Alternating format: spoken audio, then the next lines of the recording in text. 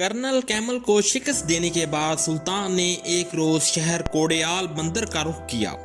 وہاں بھی کچھ باغی موجود تھے۔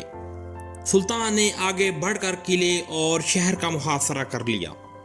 محاصرے کے دوران برسات کا موسم آ گیا اور اس قدر شدید بارشیں ہوئیں کہ سارا علاقہ جل تھل ہو گیا۔ ندی نالے پورے جوش و خروش سے بہہ رہے تھے اور سردی کے مارے لوگ یخ پستہ ہو گئے۔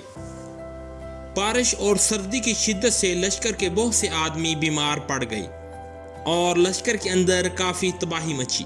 ان ساری آفات کے باوجود لشکر کے نوجوانوں نے بڑی ہمت اور استقامت سے کام لیا اور استقلال اور جانثاری کے ساتھ قلعے کا محاصرہ جاری رکھا۔ آخرکار محاصرے نے طول پکڑا تو قلعے اور شہر میں جب پانی اور غذا کی کمی ہونے لگی تو تنگ آ کر قلعے کے باغیوں نے صلح کی درخواست کی۔ آخرکار قلعے پر سلطان کا جھنڈا لہرا دیا گیا۔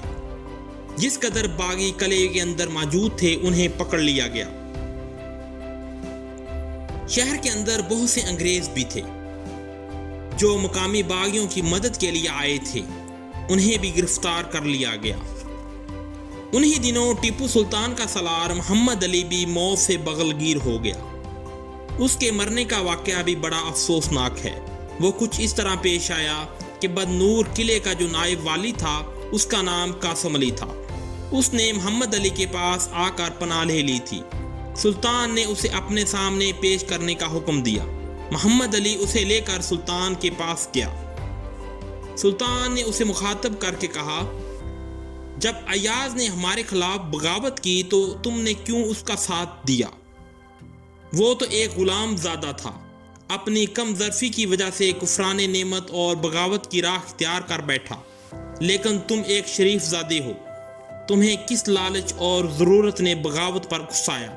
اس پر وہ کہنے لگا، سلطان محترم، بلا شبہ قلعے میں سامان و حرب و ضرب موجود تھا، لیکن ایاز کے اشارے پر بہت سے سالاروں اور لشکریوں نے میرے خلاف نافرمانی کا اظہار کر دیا تھا۔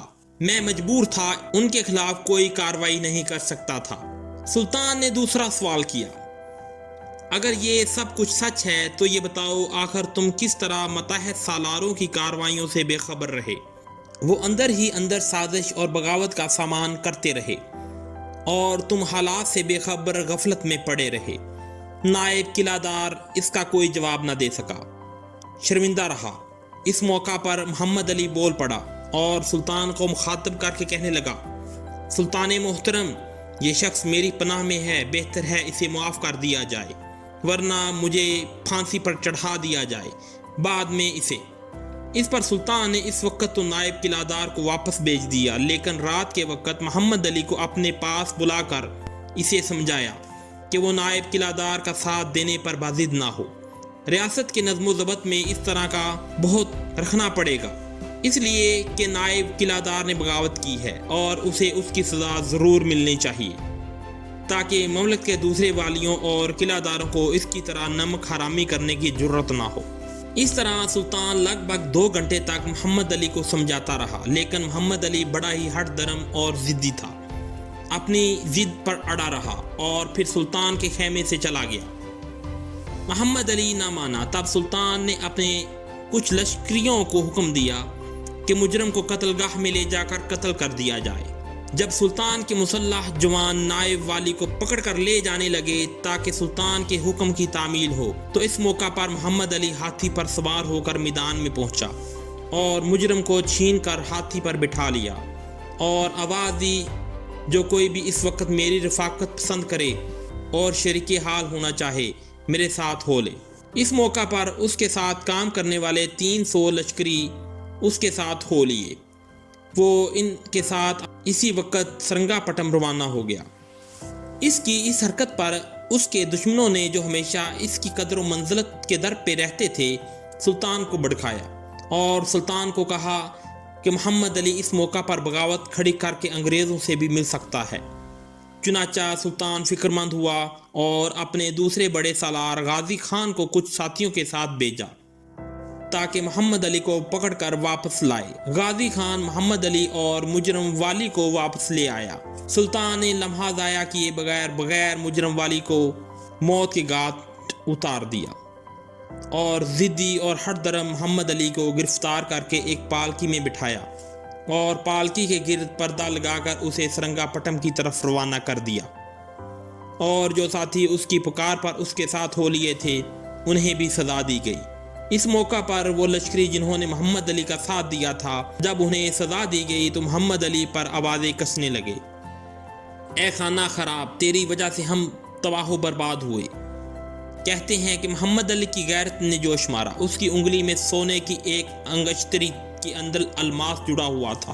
الماس نکال کر اس نے پتھر پر کوٹا اور اسے نکل گیا اور اسی وقت مر گیا۔ اس طرح محمد علی نے خود ہی اپنی موت کا سامان کر لیا۔ جس وقت ٹیپو سلطان بدنور میں اٹھنے والی بغاوت کو ختم کرنے میں مصروف تھا، انہی دنوں ٹیپو سلطان کے علاقوں پر قبضہ کرنے کے لیے ایک بار پھر انگریز حرکت میں آئے۔ انہوں نے اپنے ایک کرنل جس کا نام لانگ تھا ایک خاصا بڑا لشکر دے کر ٹیپو سلطان کے علاقوں پر حملہ آور ہونے کا حکم دیا۔ ٹیپو سلطان چونکہ اپنے لشکر کے ساتھ بنور میں بری طرح مصروف تھا، اور اس مصروفیت سے فائدہ اٹھاتے ہوئے کرنل لانگ اپنے لشکر کے ساتھ آگے بڑھا۔ وہ چاہتا تھا کہ ٹیپو سلطان کے دوسرے سرحدی قلعوں کو اپنے قبضے میں لے لے۔ ٹیپو سلطان کو جب یہ خبر ملی تو اس نے انگریزوں کی راہ روکنے کے لیے اپنے ایک سالار بدر الزماں کی سرکردگی میں ایک لشکر روانہ کیا، لیکن اس وقت تک انگریز کرنل لانگ ٹیپو سلطان کے قلعے کردر اور ونڈکل پر قبضہ کر چکے تھے۔ وہاں جو سلطان کا حاکم تھا اس نے انگریزوں کے سامنے ہتھیار ڈال دیے تھے۔ ان قلعوں پر قبضہ کرنے کے بعد کرنل لانگ اور انگریز لشکریوں کے حوصلے بلند ہوئے۔ وہاں سے نکل کر وہ سلطان کے ایک دوسرے قلعہ کی طرف بڑھنے لگے جس کا نام اردا کرچی تھا۔ سلطان کے سپہ سالار بدر الزماں نے تیزی سے انگریزوں کی طرف کوچ کیا۔ ایک ندی کے کنارے اس نے اپنے لشکر کے ساتھ پڑاؤ کیا۔ اس وقت انگریز کرنل لانگ نے اردا کرچی کا محاصرہ کر لیا تھا۔ اسے جب خبر ملی کہ ٹیپو سلطان کا ایک سالار بدر الزماں اس پر حملہ آور ہونے کے لیے پہنچ گیا ہے، تو پہلے اس نے بدر الزماں کے لشکر کا جائزہ لیا۔ جب اسے پتہ چلا کہ اس کے ساتھ ایک چھوٹا سا لشکر ہے تو اس نے اس لشکر کو کوئی اہمیت نہ دی، اردا کرچی کا محاصرہ جاری رکھا۔ بدر الزماں نے اس موقع پر ایک دانش مندانہ قدم اٹھایا۔ اردا کرچی میں جو مسلمان محصور تھے، رات وقت اس نے انہیں رسد اور کمک کا سامان پہنچا دیا۔ جب کرنل لانگ کو پتہ چلا کہ قلعے میں بدر الزماں نے کمک اور رسد کا سامان پہنچا دیا ہے تو وہ غصے سے اپنی انگلیاں کاٹنے لگا۔ دوسرے دن اس کے توپ خانے اور بندوقچیوں نے اس قدر شدید گولہ باری کی کہ قلعے کی دیوار کا ایک حصہ منہدم ہو گیا۔ لہذا قلعے کے اندر جو مسلمان تھے وہ بڑی جواں مردی سے لڑے، لیکن بدقسمتی سے ان کو شکست فاش ہوئی۔ اس لیے 2-3 گھنٹے کے مقابلے کے بعد انگریزوں کا لشکر قلعے میں داخل ہو گیا، اور قلعے کے اندر جس قدر مسلمان تھے انہیں انگریزوں نے موت کے گھاٹ اتار دیا۔ ٹیپو سلطان کی ان قلعوں کو فتح کرنے پر انگریزوں نے خوشیاں منائی، اور مدارس میں جو انگریزوں کی حکومت تھی انہیں اپنے ایک کرنل کو جس کا نام سٹوٹ تھا ایک اور لشکر دے کر کرنل لانگ کی مدد کے لیے روانہ کیا تاکہ ٹیپو سلطان کے علاقوں میں مزید یلغار کریں۔ یہ جنرل اسٹوٹ پھلچری اور ناگوار کے علاقے سے ہوتے ہوئے گوڑ کی طرف بڑھا۔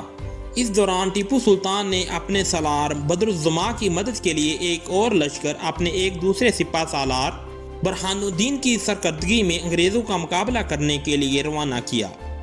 ہندوستان میں انگریزوں سے مقابلے میں فرانسیسی سلطان ٹیپو کا ساتھ دے رہے تھے، لہذا اسی موقع پر ایک فرانسیسی سالار جس کا نام موسیو لالی تھا، اس نے برہان الدین اور بدر الزماں کو خط لکھا کہ انگریز اپنے بڑے لشکر کو گوڑ میں جمع کر رہے ہیں، لہذا وہ بھی اپنے لشکر کو لے کر گوڑ پہنچ جائیں۔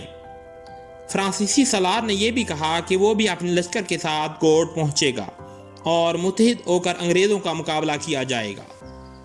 فرانسیسی سالار کے کہنے پر بدر الزمان اور برہان الدین دونوں اپنے اپنے لشکر کو لے کر گوڑ پہنچ گئے۔ فرانسیسی بھی وہاں پہنچ چکے تھے۔ اسی دوران انگریز بھی اپنے پورے لاؤ لشکر کو لے کر وہاں پہنچے۔ اور دونوں لشکروں نے ایک دوسرے کے آمنے سامنے پڑاؤ کیا۔ 2-3 دن تک فریقین میں بس دور دور سے گولیاں چلتی رہیں۔ چوتھے دن انگریزوں نے پیش قدمی کر کے رات کے وقت اس وقت پہاڑی پر جو فرانسیسیوں اور ٹیپو سلطان کے لشکر کے مقابل تھیں اپنی توپیں نصب کر دیں۔ اس کے علاوہ صبح کے وقت انگریزوں کا ایک بحری جہاز بھی مدارس کی طرف سے وہاں ساحل کی طرف پہنچ گیا اور اپنی آمد کی اطلاع کے طور پر اس نے 3 گولے فضا میں داغے، جس کا مطلب تھا کہ وہ انگریزوں کی مدد کے لیے پہنچ چکا ہے۔ ٹیپو سلطان اور فرانسیسی لشکر ابھی اس جہاز کی طرف متوجہ تھے کہ اچانک پہاڑی کے اوپر سے انگریزوں نے توپیں چلانا شروع کر دیں اور میدان کی طرف سے انگریز لشکری آگے بڑھے۔ فرانسیسیوں اور سلطان کے لشکریوں نے ڈٹ کر مقابلہ کیا، چاروں طرف سے دشمن کی بڑھتی ہوئی یلغار کو بڑی ہمت سے روکا، لیکن انگریزوں کا یہ حملہ اس قدر زوردار تھا کہ فرانسیسی بدحواس ہو کر پیچھے ہٹے اور قلعے کی طرف بھاگے، اس لیے کہ ٹیپو سلطان اور فرانسیسیوں کے لشکر کی تعداد بہت کم تھی۔ انگریز تعداد میں کہیں زیادہ تھے۔ فرانسیسی قلعے میں داخل ہو گئے، لیکن ٹیپو سلطان کے لشکریوں نے بڑی جرأت مندی سے مقابلہ کیا، آہستہ آہستہ پیچھے ہٹے، اپنی توپیں اور دوسرا سامان بھی قلعے کے اندر لے گئے، قلعے میں محصور ہو کر مقابلہ کرنے لگے۔ ابھی صورتحال یہ تھی کہ گوٹ کے قلعے میں فرانسیسی اور سلطان کے لشکری محصور تھے، باہر انگریز ان پر دوبارہ حملہ آور ہونے کی تیاری کر رہا تھا۔ اس موقع پر فرانسیسیوں اور ٹیپو سلطان کے لشکریوں نے عجیب جرأت مندی کا مظاہرہ کیا۔ اچانک وہ قلعے سے نکلے، انگریزوں پر حملہ آور ہوئے۔ انگریزوں نے توپ خانے سے گولہ باری کر کے بہت سے فرانسیسیوں اور مسلمانوں کو ہلاک کر دیا، لیکن اس ہلاکت کے باوجود فرانسیسی اور سلطان کے لشکری آگے بڑھتے رہے اور انگریز کی صفوں کے قریب پہنچ کر اس زوردار انداز میں حملہ کیا کہ اس موقع پر انگنت انگریز ان کے ہاتھوں مارے گئے۔ مسلسل 2 گھنٹے تک فریقین جو شخروش کے ساتھ لڑتے رہے اور دونوں طرف کا کافی نقصان ہوا۔ دونوں طرف کے لشکری ایک دوسرے کے اس قدر قریب آ گئے تھے کہ بندوقیں پھینک کر نیزہ بازی اور خنجر آزمائی کرنی پڑی۔ یہ قیامت کی لڑائی تھی، نیز ٹوٹ کر گر رہے تھے، تلوار سے تلوار ٹکرا رہی تھی، سپاہی ایک دوسرے سے دست و گریباں ہو رہے تھے، زمین سرخ ہو رہی تھی۔ آخر نتیجہ یہ نکلا کہ انگریزوں پر فرانسیسی اور سلطان کے لشکری غالب آ گئے اور انگریز پیچھے ہٹ کر اپنے جہاز کی طرف بھاگے جو ساحل پر لنگر انداز تھا۔ اسی دوران انگریزوں کو مزید مدد پہنچ گئی اور وہ جہاز پر سوار ہونے کی بجائے ساحل پر ہی رک گئی۔ سلطان نے جب دیکھا کہ فرانسیسی مل کر ٹیپو سلطان کے لشکریوں نے انہیں بدترین شکست دی ہے اور ان کا کافی نقصان بھی ہوا ہے، تب انہوں نے اپنی فطری عیاری سے کام لیا اور سلطان سے انہوں نے صلح کر لینے میں ہی اپنی خیر دیکھی۔ لہذا انہوں نے اپنے 2 نمائندے مسٹر ٹیلر اور کرنل ڈالسن کو بے بہا تحفوں اور ہدیوں کے ساتھ سلطان کی طرف روانہ کیا تاکہ ٹیپو سلطان سے صلح کر لی جائے۔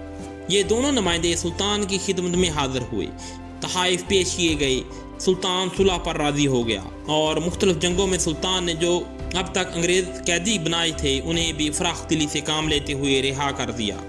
فرانسیسیوں اور مسلمانوں کے حملوں سے انگریز اس قدر بدحواس تھے کہ اب تک سلطان کے جن علاقوں پر انہوں نے قبضہ کر لیا تھا وہ بھی انہوں نے خالی کر دیے۔ اس طرح سلطان اور انگریزوں کے درمیان صلح ہو گئی۔ Thanks for watching my videos. Please like, subscribe and press the bell icon for upcoming videos. Shukriya.